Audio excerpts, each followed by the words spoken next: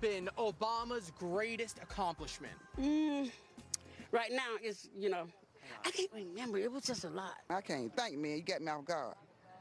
Somebody help me out. I'm going to have to say just being there. Being black. Staying black. Huh? So Donald Trump posted this side-by-side photo of him and Obama when they were younger today, and it's just so funny because Donald Trump is owning himself. Objectively here, Obama is looking cool. He's looking like a normal dude. Donald Trump, on the other hand, is looking like a total dork. So Trump is like making fun of himself here. Now that photo labels Donald Trump as 20 years old in it, but actually he was between 17 and 18 years old. His parents sent him to military boarding school for behavioral issues and bullying. Now he uses the photo to pretend that he was in the military, of which he definitely wasn't. He has dodged the draft 5 times. But look, if Donald Trump wants to continue to prove that Obama is better than him, be my guest. I have no problem with it. Donald, you need to stop obsessing over Barack Obama. I know he's hot, but he's not. And here's Obama, who has swag and understands what rhythm is. But let's go back to doing a side-by-side comparison, because my favorite is you and Obama both going down the Air Force One stairs. I don't even know what he means by this. He's saying Trump got Twitter fingers. But when he says that he would never say this to my face, what would the consequences be if Donald Trump does? I mean, he's kind of calling. But he's doing the same thing that he's accusing Donald Trump of. But he never talks about Trump. I agree. President Obama don't keep the same energy with Trump. Here's my point. We watched them play footsie at President Carter's funeral. That's what politicians do. They talk shit about each other, right? But then when they see each other face to face, you don't ever see none of that. The only time you ever remotely see politicians go at it with each other is when they're on the debate stage. Other than that, when they're in the settings like this, it's kumbaya. So Obama said Donald Trump wouldn't say anything like that in my face because he knows better. Straight up. If this, whoever you were talking about was in front of me, which has happened a couple times, he don't talk like that. Recently, Trump did something and these people are freaking out on social media like they do every single day. If you take a look at these, our son, President Trump just dropped this comparison of him to Hussein Obama at age 20 and 18. Hussein is no match. And Democrats on social media are picking this up. Oh, Trump is obsessed with Obama. Trump was replying to what Obama said recently, like, oh, I live rent-free in his head. At some point, I'm just glad that these Democrats are calling out Obama for the hypocrisy he's trying to put out, like he is the same. He says, oh, if we meet in person, I will tell Trump everything he needs to know. They are bringing comparisons, like they have seen them sit together, laugh together, like nothing is happening. This has actually freaked out these people, and they see through the hypocrisy. Falling into tribalism, to where if you don't agree with the president, it's okay to be disrespectful to the country. It's okay to be disrespectful to the Constitution and not to have civility. As a person that was a teacher, students would say things that other students didn't disagree with. I didn't say it was okay to just walk outside the classroom, because we expect a certain decorum and a certain level of class and civility that we all have as Americans. And what we're seeing now with the left is because they didn't get their way, even though Barack Obama deported as many people more than President Trump, even though he talked about tariffs. Now a lot of things that were common sense before they disagree with because it's politically advantageous, they think it's okay to now scream and leave the room. And we're seeing a collapse of what we just consider civility in our country. Yes, I understand, like the civility and decorum of January 6th. That's okay. That or we could talk about as many times as agents have came under attack in Minneapolis, and they've done nothing about that. So yes, federal agents, federal agents, right? Who are running around. Right. Okay, so I guess it's okay. Brutalizing people who don't deserve it. How many people have been killed?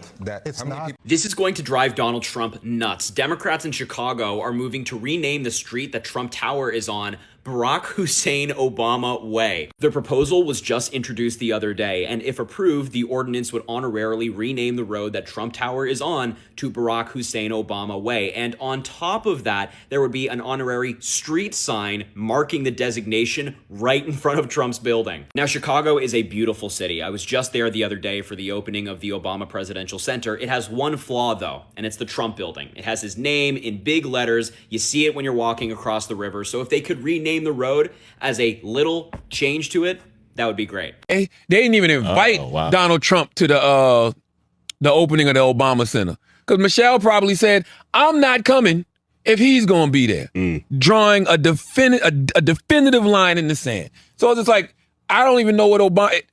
maybe because he in front of Matt and Steve, and he know that they enforcers, so he trying to talk tough and it's on all the smoke. I didn't understand what was that. What was that? I didn't like that energy, I got to be honest. What was it?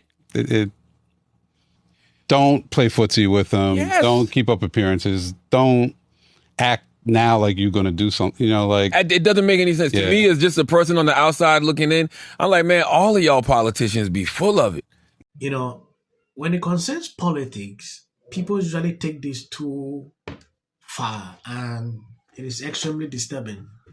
Politicians sometimes will say things like this often, but when they meet in person, the simple truth is you will see peace, harmony amongst them. Yeah. You know, it's not the first time that we've seen this. It's only through maybe during the debate that you can see them exchange word, express themselves the way they can. After that debate, it stops.